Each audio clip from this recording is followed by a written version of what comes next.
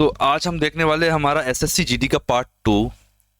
इसमें set 2 complete होने वाला है। हमारा सेट 1 मैंने कंप्लीट कर दिया। उसकी वीडियो आपको मेरे इस वीडियो की डिस्क्रिप्शन में मिल जाएगी, या फिर आप चैनल में जाके आप उस वीडियो को देख सकते हो। बहुत शानदार वीडियो थी, कंप्लीट हो चुकी थी हमारी।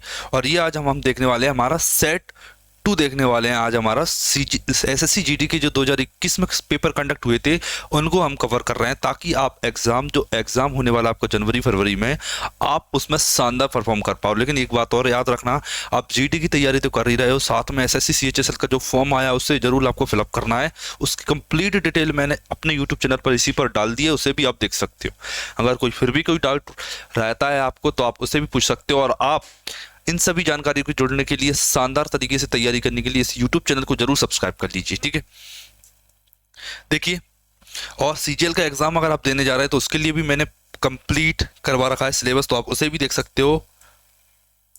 और आप सभी को ये ऐप जरूर डाउनलोड कर लेना, क्योंकि मैं इसमें बहुत जल्दी एक एसएससी जीडी का एक महा टेस्ट आने वाला है, जिसमें मैं आपको शानदार तरीके से लाइव टेस्ट चलेगा, आप उसे कंडक्ट करोगे, मैं उसे कंडक्ट करवाऊंगा, आपको बस अटेम्प्ट करना है। उसका सॉल्यूशन इस यूट्यूब चैनल पर मिलेगा, ठीक है, मॉक टेस्ट का सॉल्यूशन। तो उसके लिए जस्ट आपको ऐप डाउनलोड कर लेना है और बिना टाइम गवाते पहुंचते अपने क्वेश्चंस के सॉल्यूशन पर।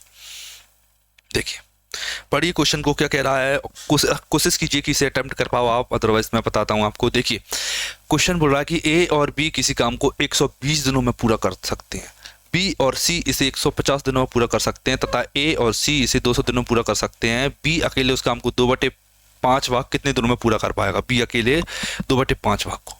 तो ये दो व्यक्ति जब काम करते हैं उस पर बेस्ड क्वेश्चन है, तो उसका देखिए तरीका आपको बताता हूं। देखिए, एक सेकेंड।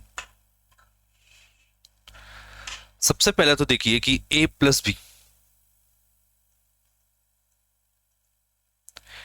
कितने दिनों में करते हैं? 120 दिनों में एक कार्य करते हैं, ठीक है। एक और बी 120 दिनों में एक कार्य करते हैं। और बी प्लस सी कितने दिनों में करते हैं? 150 डेज में। और ए प्लस सी की बात की जाए तो ए प्लस सी कितने दिनों में करते हैं? ए प्लस सी इसे करते हैं 200 दिनों में, ठीक है। अगर मैं इन सभी का एलसीएम लूं तो एलसीएम मेरा आएगा 600, और 12 पंजा 60, 15 चौक 60, और 20 तिया 60। ये मेरी एफिशिएंसी आ जाती है, तीनों की इंडिविजुअली मैंने निकाल ली। देखिए, अगर मैं इन तीनों को ऐड करूंगा, 5 और 4 9 और 3 12, तो देखिए 12 क्या है, इन सभी के ऐड कीजिए, ए प्लस बी प्लस सी। देखिए, ए कितनी बार में है? 2 बार। बी कितनी बार है? 2 बार। और सी कितनी बार है? 2 बार। मतलब कि 2a प्लस बी प्लस सी का मान मेरे पास आ गया कितना? 12। तो अब 2 से ये काटोगे तो 6 आ गया। मतलब तीनों ए प्लस बी प्लस सी की कंबाइंड एफिशिएंसी मेरे पास आ जाती है 6। मुझे चाहिए किसकी? बी की। बी के लिए क्या करूंगा मैं? तो ए प्लस सी को घटा दूंगा। ए प्लस सी की एफिशिएंसी 3 है। मैं अगर ए और सी को घटा दूंगा, 6 माइनस 3 कर दूंगा, तो बी का आंसर आ जाएगा मेरा 3। कितना आ जाएगा? 3। तो बी की एफिशिएंसी मुझे पता चल गई कि बी की एफिशिएंसी 3 है, ठीक है। अब मुझे चाहिए कि बी 2/5 भाग कितने दिनों में करता है। देखिए, सबसे पहले तो मैं ये पता कर लेता हूं कि बी टोटल वर्क को कितने दिनों में करता है। ये पता चल गया मुझे कितने दिनों में करता है। अब मुझे पता करना है कि बी उस काम का 2/5 कितने दिनों में करता है। तो उसके लिए आपको सिंपली कुछ नहीं करना, बस 2/5 का इसमें मल्टीप्लाई कर देना है। इसमें आप करोगे 2/5 का मल्टीप्लाई करोगे तो आप देखोगे कि 3 दूनी 6, 200 आ गया। और 5 से काटोगे तो 55 40, देखिए 5 चौक 20, सॉरी 40 आ गया। और 40 दूनी 80 आ गया। मतलब कि बी उस काम का 2/5 भाग 80 दिनों में कंप्लीट कर सकता है। ये बात मुझे पता चल गई, ठीक है। देखिए, अपना नेक्स्ट क्वेश्चन की तरफ बढ़ते हैं। नेक्स्ट क्वेश्चन क्या कह रहा है? सेम क्वेश्चन रिपीट हुआ है, टाइम एंड वर्क का ही क्वेश्चन है, आसानी से कर सकते हो। थोड़ा सा ट्विस्ट है इस क्वेश्चन में। देखिए, वो ट्विस्ट क्या है वो मुझे आपको समझाना है, गौर से देखना। क्वेश्चन को पढ़िए। देखिए, ए किसी कार्य को 2/5 भाग 6 दिनों में कर सकता है, ठीक है। ए की एफिशिएंसी मैं निकाल लूंगा। बी उसी कार्य का 30% भाग 3 दिन में कर सकता है, मैं बी की एफिशिएंसी निकाल लूंगा। उसने कहा कि उन्होंने 4 दिन तक एक साथ काम किया। उन्होंने 4 दिन तक काम किया, बचा हुआ कार्य बचा, ठीक है। कितना कुछ काम बचेगा? उसे कार्य को सी द्वारा 6 दिनों में पूरा कर सकता है। कितना? 6 दिन में पूरा करता है जो बचा हुआ कार्य होता है। अब मुझे पता करना है कि बी और सी मिलकर मूल कार्य का 70% भाग कितने दिनों में पूरा करेंगे। हद से ज्यादा ट्विस्ट दिए गए इस क्वेश्चन में, स्पेशली एसएससी जीडी की लेवल पर क्वेश्चन अच्छा है ये। ठीक है, देखिए क्वेश्चन को कोशिश कीजिए अटेम्प्ट करने की। कभी कभी क्या होता है कि लोग हल्के में ले लेते हैं एसएससी जीडी के क्वेश्चंस को, ये अच्छा कुछ लेवल का क्वेश्चन। देखिए देखिए पहले तो मैं एक ही एफिशिएंसी निकाल रहा हूँ, तो एक ही एक देखिए एक इस कार का 2/5 भाग कितने दिन में कर लेता है, 6 दिन में कर लेता है। ठीक है, तो 2×3=6 और 3×5=15। ठीक है, तो एक कार को 15 दिनों में कर सकता है, ये बात मुझे पता चल गई। ठीक है, ये पता चल गई मुझे। बी का देखिए, देखिए बी उसी कार का 30%। देखिए बी उसी कार का 30% मतलब कि 3/10 3 दिन में कर सकता है। कितने दिनों में, 3 दिन में कर सकता है। ठीक है, तो 3 से 3 काटोगे तो 1 आएगा, 1 का गुणा 10 में करोगे तो 10 आएगा। तो बी उसी कार को 10 दिन में कर सकता है। अब मुझे केवल इतनी इंफॉर्मेशन से केवल मैं ए और बी की एफिशिएंसी निकाल पाया हूं, और इससे ज्यादा मैं कुछ मेरे पास नॉलेज नहीं दी हुई है क्वेश्चन के द्वारा। तो पहले तो मैं इस स्टेप से सॉल्व करूंगा और सी के डेज निकालूंगा। पहले मैं देखिए, मैं देखूंगा कि एफिशिएंसी कितनी है, वो टोटल वर्क कितना आएगा। मैंने देखा 15 और 10 का एलसीएम 30 होता है, तो 15 दूनी 30 और 10 दिए 30, ये आ गया। दो एफिशिएंसी ए की और बी की एफिशिएंसी 3। तो आप बताइए ए प्लस बी 4 दिन में कितना काम करेंगे। देखिए 5 3 और 2 5 5 चौक 20 मतलब कि मुझे पता चल गया कि ए और बी दोनों अगर काम करें एक साथ में तो वो 4 दिन में 20 यूनिट कंप्लीट कर सकते हैं टास्क का। ठीक है, अब देखिए 30 यूनिट टोटल था, 20 यूनिट कंप्लीट हो गया। ठीक है, 20 यूनिट कंप्लीट हो गया तो कितना काम बचा। मैंने कहा सर जी 10 यूनिट काम बचा। इस 10 यूनिट काम को एग्जामिनर ने बोल रखा है कि सी द्वारा इसे 6 दिन में पूरा कर सकता है। देखिए सी इसे 6 डेज में करता है। कितने दिन में, सी 6 डेज में करता है। तो आप बताइए सी 1 डे में कितना करता होगा, सी 1 डे में कितना करता होगा। देखिए 2×5=10 और 2×3=6, कितना कर सकता है, 5/3। अब मुझे ये पता चल गया कि जो हमारा सी है वो एक दिन में किसी कार्य का 5/3 भाग कंप्लीट कर लेता है। बी की देखिए एक दिन का काम उसकी एफिशिएंसी कहलाती है, मतलब उसकी कार्य क्षमता कितनी है, 5/3। 5/3 उसकी कार्य क्षमता आ जाती है। अब देखिए सी की कार्य क्षमता 5/3 है और बी की कार्य क्षमता कितनी है, 3। मतलब एक दिन में 3 काम कर सकता है बी। ठीक है, 3 काम और 5/3 काम, 3 काम और 5/3 काम दोनों को ऐड करोगे तो कितना आएगा। यहाँ ऐड कर लेता हूं मैं, ऐड करूंगा तो 3×3=9 और 5 14/3। अब मेरे पास आ गई क्या, मेरे पास आ जाती है बी और सी की एफिशिएंसी मतलब कि कार्य क्षमता। आप जानते हो कि अगर टोटल डेज में एफिशिएंसी का भाग दे तो मेरे पास टोटल डेज आ जाते हैं। अब मैं इतना बात पता चल गई, मैंने देखा कि टोटल काम 30 यूनिट था। कितना था टोटल काम। अब मैं क्या निकाल रहा हूँ, सी के डेज निकाल रहा हूँ, सी के नहीं सॉरी बी प्लस सी के मैं निकाल रहा हूँ, बी प्लस सी के डेज की। बी प्लस सी कितने दिनों में काम कर रही थी, 30 काम था। क्या था, 30 काम था। उसे इस एफिशिएंसी किया गया, बी और सी ने 14/3 इस एफिशिएंसी करेंगे वो। ठीक है, मैंने कहा सर जी 14/3 एफिशिएंसी किया। ठीक है, लेकिन वो यहाँ संतुष्ट नहीं हुआ। इसे सॉल्व करूंगा तो मुझे पता चल जाएगा कि बी और सी कितने दिनों में काम करेंगे, लेकिन वो कह रहा है कि बताइए 70% भाग कितने दिनों में होगा। तो 70% का मतलब होता है 7/10। 7/10 आप देखिए, एक जीरो से एक जीरो कटेगी, 7 दूनी 14, 2 नीचे 3 ऊपर जाएगा तो ऊपर हो जाएगा, मतलब 3×3 9 बटे में 2, 9/2 का मतलब होता है 4.5 दिन। क्वेश्चन अच्छा था, लेवल क्वेश्चन का अच्छा था, मतलब कि 4.5 दिन में काम अपना कंप्लीट हो जाएगा। आई बात समझ में, ठीक, अच्छा था। देखिए नेक्स्ट क्वेश्चन देखिए, अच्छा क्वेश्चन है। स्पेशली ये क्वेश्चन रेशो के कॉन्सेप्ट पर बेस है। आपको रेशो के सारे कॉन्सेप्ट शानदार तरीके से आना चाहिए। जो चेंज वाला कॉन्सेप्ट होता है उस कॉन्सेप्ट को आपको सीखना है, अप्लाई करना है। यहाँ पर देखिए अभी भी कह रहा हूँ, अगर आपको अच्छे से क्वेश्चन नहीं आते हैं तो आप हमारा जो फ्री बैच यूट्यूब पर चल रहा है उसे आप ज्वाइन कर सकते हो। उसमें शानदार इन्फॉर्मेशन मैंने आपको बताई हुई, हर चैप्टर बिल्कुल बेसिक से एडवांस लेवल तक लेके जा रहे हैं। ठीक है, तो आपको उसे ज्वाइन कर लेना है। देखिए इस क्वेश्चन को देखते हैं क्या कह रहा है ये क्वेश्चन। देखिए दो संख्याएं 9:5 के अनुपात में है। बड़ी संख्या में 8 जोड़ा, छोटी में 4 घटाया तो बड़ी संख्या छोटी संख्या से दोगुनी हो जाती है। ठीक है, तो इसमें कॉन्सेप्ट लगता है कि पहले कितना था बाद में कितना हुआ। मैंने कहा सर जी पहले मतलब कि इनिशियल स्टार्टिंग में कितना था। मैंने कहा सर स्टार्टिंग में 9:5 था। ठीक है, एंड में कितना हुआ, बड़ी संख्या दोगुनी है छोटी से, बड़ी संख्या दो गुनी है छोटी से, 2:1 हो जाता है। ठीक है, ये हो गया। अब बताइए कि पहली में कितना चेंज हुआ और दूसरी में कितना चेंज हुआ। मैंने कहा सर पहली में चेंज प्लस का 8 हुआ, किसका हुआ प्लस का 8, दूसरी में चेंज माइनस का 4 हुआ। ठीक है, अब आपको क्रॉस प्रोडक्ट करना है। क्रॉस प्रोडक्ट मतलब कि 9 एकम 9 और 5 दूनी 10, 10 और 5 का डिफरेंस कितना आया, 1 आ गया। मतलब कि एक यूनिट का मान कितना दे रखा है, ये आपको देखिए 2 चौक 8 और 8 एकम 8, ये प्लस का है और ये माइनस का। जब भी दो डिफरेंट साइन आते हैं तो वैल्यूज को ऐड किया जाता है। मतलब कि 2 चौक 8 और 2 चौक 8 और 8 16, मतलब कि एक यूनिट की वैल्यू 16 आ जाती है मेरे पास। उसने बोला कि बड़ी संख्या निम्न में से कौन सी है। मैंने देखा कि बड़ी संख्या 9 है। अगर एक का मान 16 है तो 9 यूनिट का मान कितना होगा, 16 नम्मा 144, 16 नम्मा 144, ये मेरा आंसर आ जाता है। और आपको एक बात और बता दूं, अगर आप इस क्वेश्चंस की मतलब जो क्वेश्चंस मैं सॉल्व करा रहा हूं उस क्लास की आप पीडीएफ चाहते हो तो इसके लिए जस्ट आपको मेरे टेलीग्राम चैनल पर ज्वाइन हो जाना है। उस पर मैं आपको ये कंप्लीट पीडीएफ जो मैं सॉल्व करवाता हूँ वो आपको मिल जाएगी। नीचे लिंक दी हुई है डिस्क्रिप्शन में।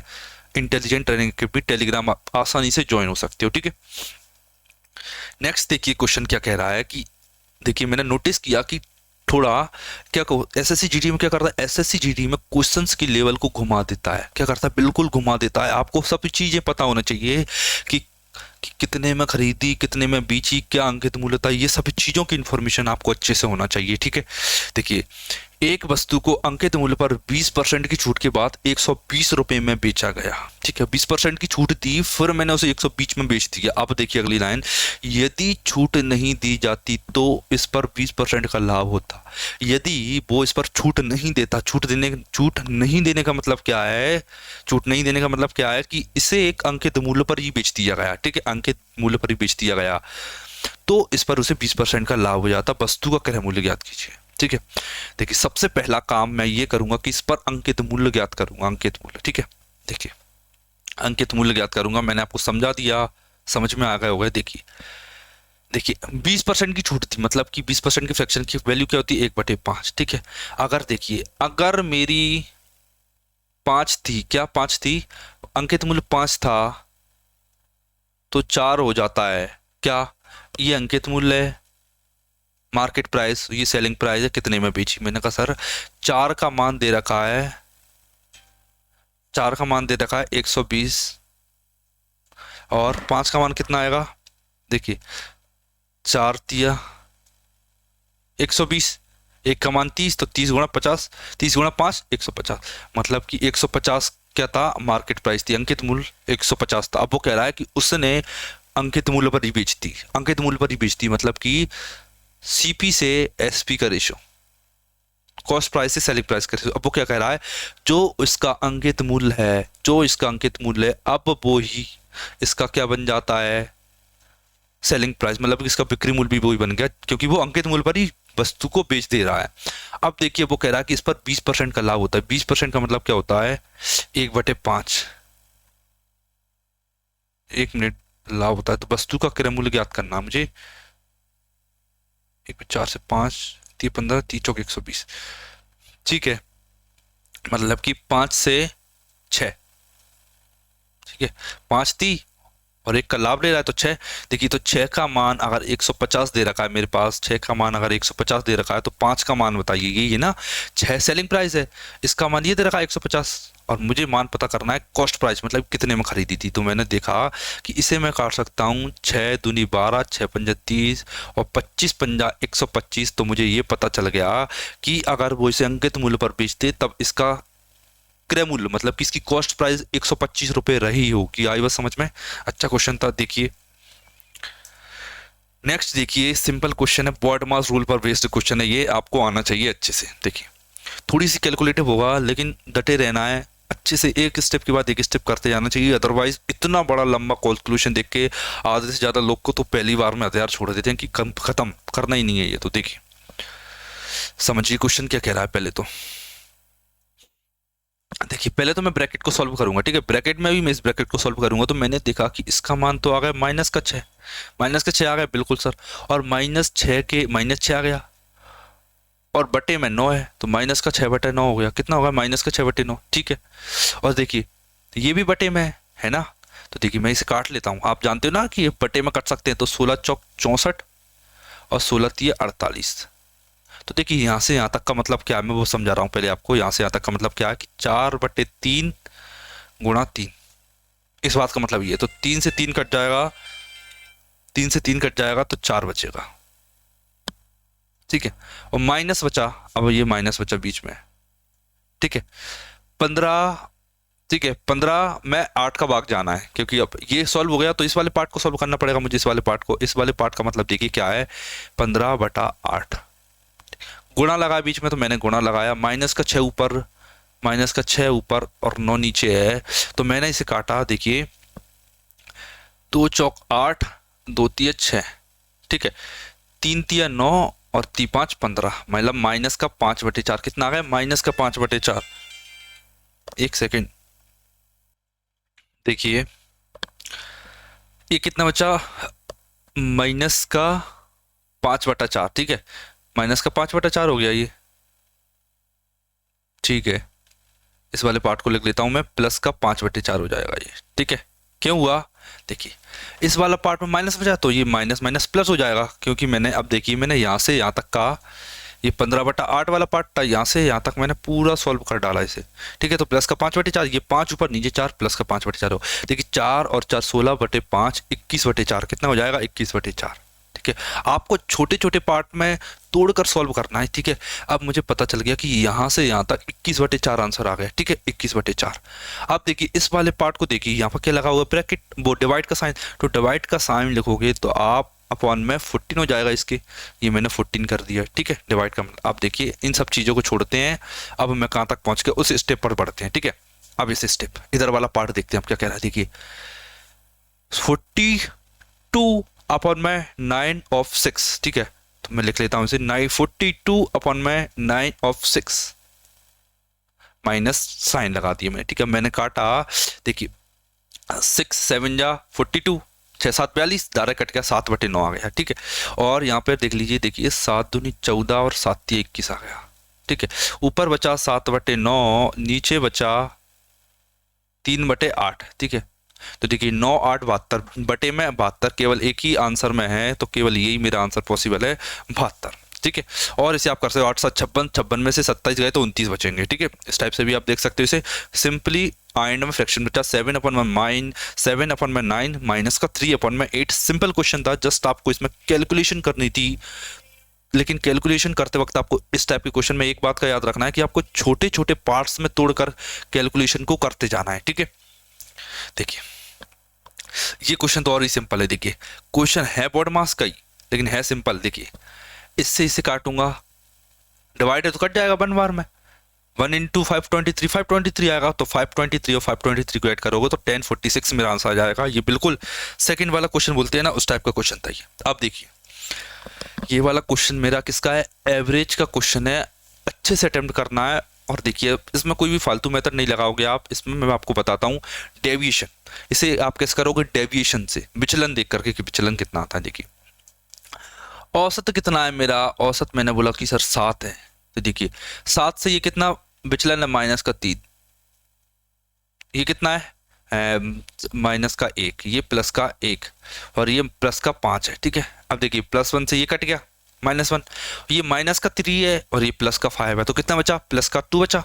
देखिए इस प्लस को 2 करने के लिए, इस +2 को 0 करने के लिए x को माइनस का 2 होना पड़ेगा, ये बात याद रखना है। विचलन, विचलन क्या होता है कि सभी विचलन का योग औसत से हमेशा 0 होता है। अगर ये +2 आया तो इसे -2 होना पड़ेगा, और इसे -2 होने के लिए x को 5 होना पड़ेगा, 7 में से 2 घटाइए 5 आ जाएगा, x का मान 5 आ जाता है।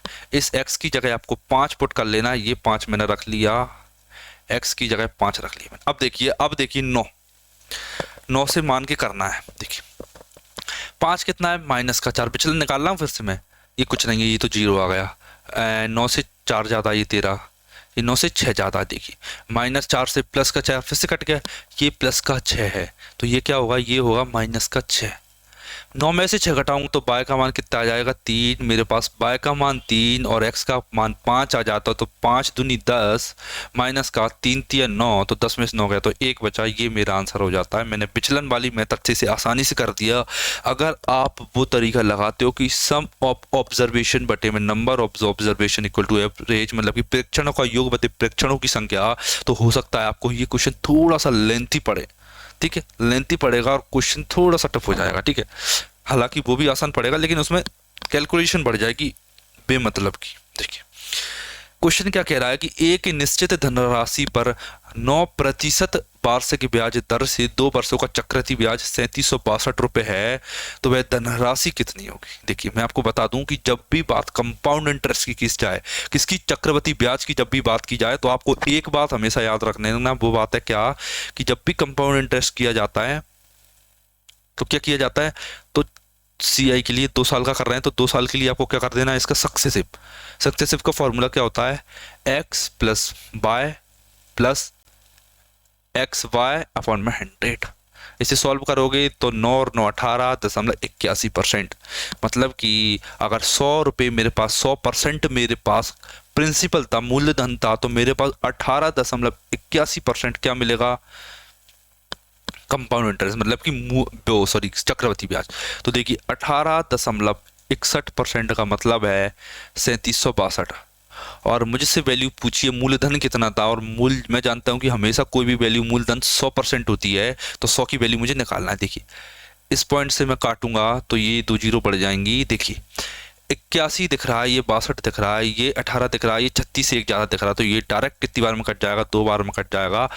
2 गुणा 10,000 बराबर 20,000 मेरा आंसर आ जाता है। आसान क्वेश्चन था, जस्ट आपको इसमें तरीका जानना था, बेस्ट तरीका कंपाउंड इंटरेस्ट को करने का। बहुत सारे 5 से 6 तरीके होते हैं कंपाउंड इंटरेस्ट को सॉल्व करने के लिए, उसमें से आपको बेस्ट तरीका जानना था। अब अगर आप सीखना चाहते हो तो आप इसी चैनल पर जुड़ सकते हो हमारे साथ, हम बिल्कुल लगातार इसी टाइप के क्वेश्चंस को लाते रहते हैं। देखिए 3 संख्या है 4 9 13 के अनुपात में, इनका लघुत्तम इतना है, तो इनका महत्तम समावर्तक आपको बताना है क्या है। लघुत्तम दे रखा है, महत्तम समावर्तक याद करना है। देखिए इन नंबर को, ये देखिए सारे गौर से देखिए, ये क्या को प्राइम नंबर है। देखिए इसमें और इसमें कोई कॉमन नहीं है, इसमें और इसमें कोई कॉमन नहीं है, तो इनका एलसीएम देखिए कितना आएगा, मैं आपको बता दूं एलसीएम कितना आएगा, 4 गुणा 9 गुणा 13, ये एलसीएम है। एचसीएफ कितना आएगा, एचसीएफ मैंने कहा सर एचसीएफ तो एक आएगा, कुछ कॉमन ही नहीं है।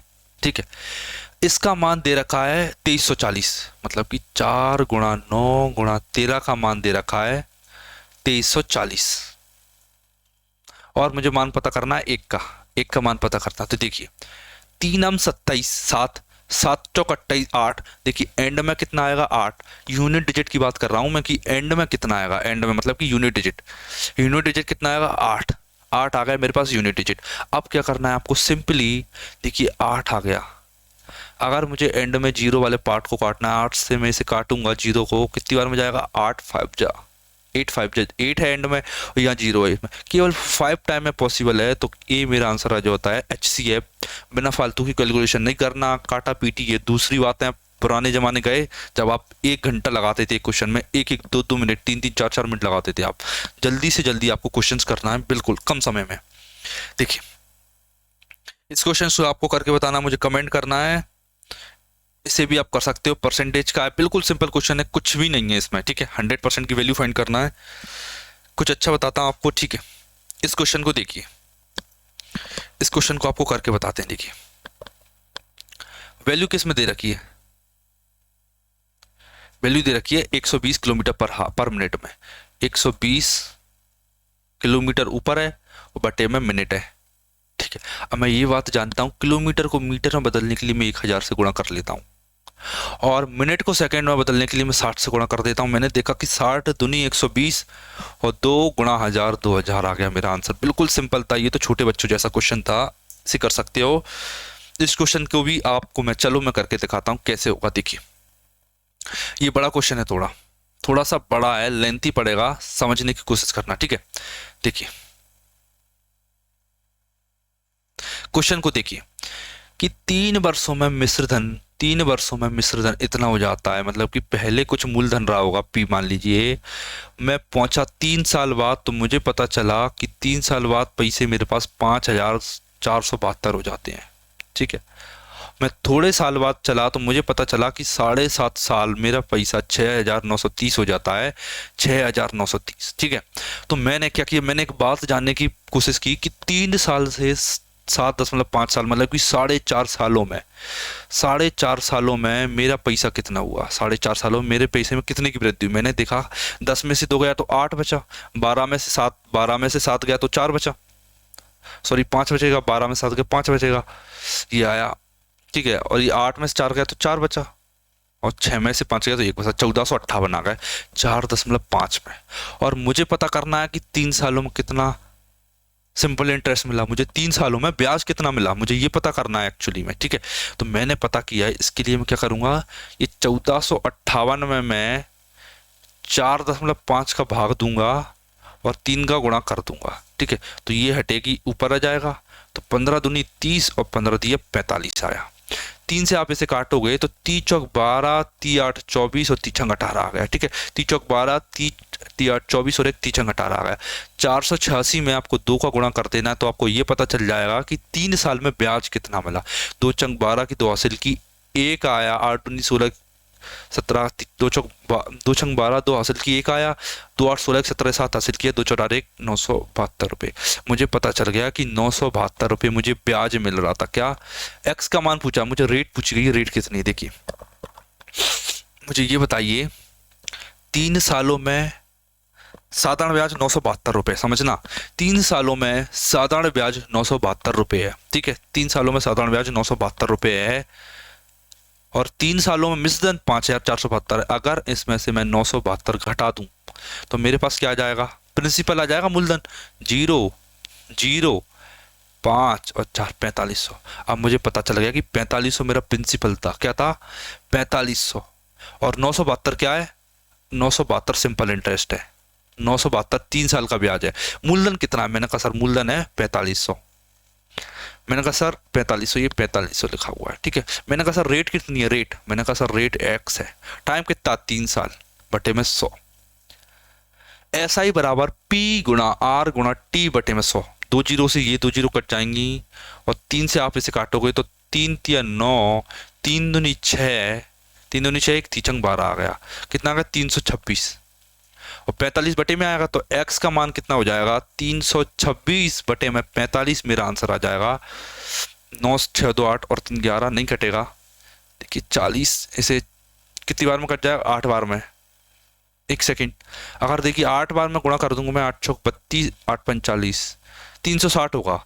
8 बार में काटूंगा ना तो 360 होगा, लेकिन आंसर 8 से कम है, तो 7.2 आंसर पॉसिबल है मेरा। लगभग में आंसर निकालना था मुझे इसका, एक्स मेरा लगभग आ जाता है 7.2%। आप करके देखिए खुद से, आंसर यही आएगा आपका। ठीक है, 360 अच्छा क्वेश्चन था, कर सकते हो आप इसे, बेस्ट क्वेश्चन था, तरीका आपको बेस्ट बताया मैंने, क्योंकि क्वेश्चन लेंथी हो जाते हैं अगर आप कोई भी ऐसी वैसी उल्टी सीधी मेथड लगा देते हो। आप प्रॉपर तरीके से आपको क्वेश्चन करना आना चाहिए।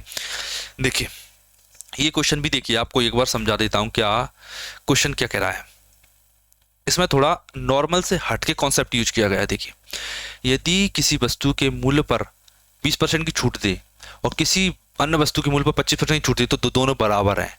मतलब कि देखिए, पहली वस्तु पर 20% की छूट दी, 20% की छूट, 20% की छूट मतलब 80% मान लीजिए,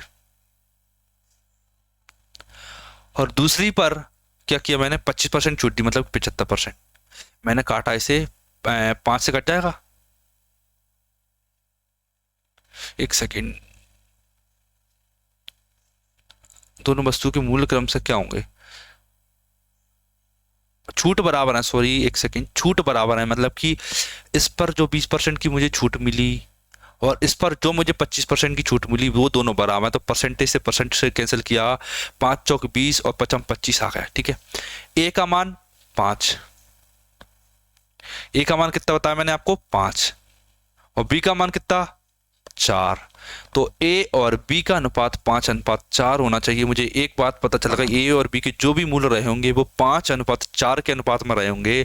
और इन ऑप्शन को मैंने जब देखा तो केवल 2 आंसर ऐसा था कि 5:4 में जिसके मूल्य हैं। देखिए, एक स्टार्टिंग में पहला माइंड स्ट्राइक ये होता है कि इसमें कहीं से कहीं तक मूल्य का जिक्र तो हुआ ही नहीं है कि 50 मूल्य है, 100 मूल्य है। इसमें केवल आपको रेशो निकालना था और रेशो से पता करना था कि एक्चुअल में मूल्य क्या दिया हुआ है। ठीक है, एक्चुअल में मूल्य क्या दिया हुआ है, दोनों का रेशो पता चल जाएगा।